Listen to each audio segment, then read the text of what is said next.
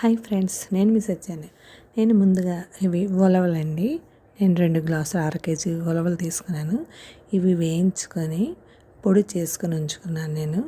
అంటే ఇవి వేగేటప్పుడు పొంగుతాయి. అవి పొంగేటప్పుడు మనకి చిటపటలాడతాయి అన్నమాట. ఆ పొంగు వచ్చాక మనం ఆపేసుకోవాలి, దోరగా వేయించుకోవాలి సిమ్లో పెట్టుకొని. ఇవి వేగాక చల్లారి పెట్టేసుకొని మనం చూసారా ఎలా వేగిపోయాయో. ఇవి చల్లారి పెట్టేసుకొని ఒకసారి మనం రోలు ఉంటే రోలు ఆ మందస్త ఇసురుతారండి.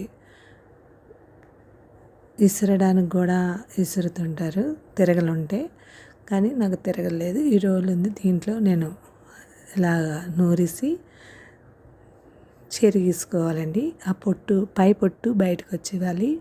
ఇలా తీసుకోవాలి పొట్టు. వెల్లిపాయ, జీలకర్ర, ఆవాలు, మినపప్పు, పచ్చిమిరపకాయలు, ఎండుమిర్చి, అలాగే కరివేపాకు.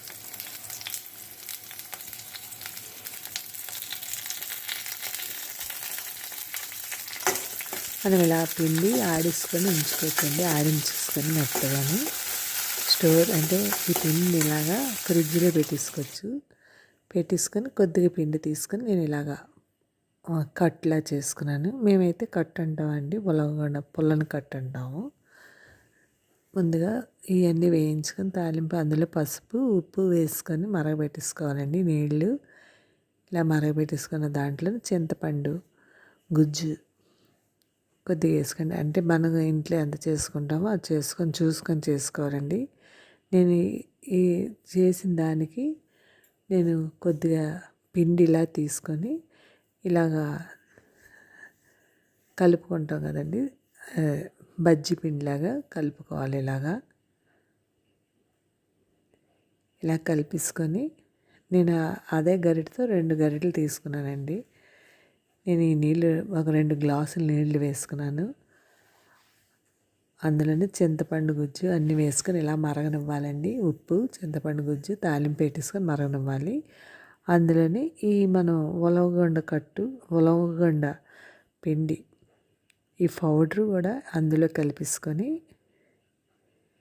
ఇలాగ ఒక్కసారి ఉడకనివ్వాలండి. అంతేనండి, ఎంతో టేస్టీ అయినా ఉలవగొండ కట్టు రెడీ అయిపోయింది. మీరు ట్రై చేయండి. మనం ఇలా పిండి స్టోర్ చేసుకున్నాం అనుకోండి, మనం స్టోర్ చేసుకొని ఫ్రిడ్జ్లో పెట్టేసుకున్నాం అనుకోండి, ఆ పిండి ఎప్పుడు కావాలంటే సాయంత్రం రాత్రులు కానీ పగలు కానీ కూరలు ఏమి లేనప్పుడు ఇలా చేసుకొని తింటే చాలా బాగుంటుంది. మీరు ట్రై చేయండి.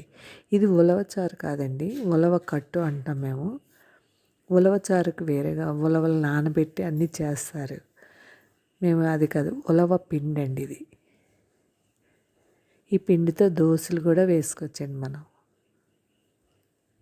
అంతేనండి, ఎంత టేస్టీ అయినా ఉలవగడ్డ కట్టు రెడీ అయిపోయింది.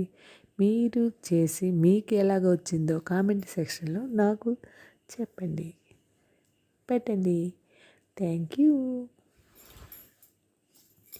ఇది నాకు నైటు కూర లేకపోతే అప్పుడు వేడివేడిగా కావాలంటే పిల్లలకి చేశానండి.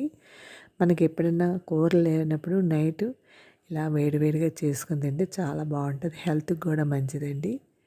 వేడి అన్నంలో నెయ్యి వేసుకొని తింటే, దీంట్లో ఒక అప్పడం నంచుకొని తింటే చాలా బాగుంటుంది. మీరు ట్రై చేయండి. Thank you. సబ్స్క్రైబ్ చేయండి, లైక్ కొట్టండి, కామెంట్ పెట్టండి. బాయ్.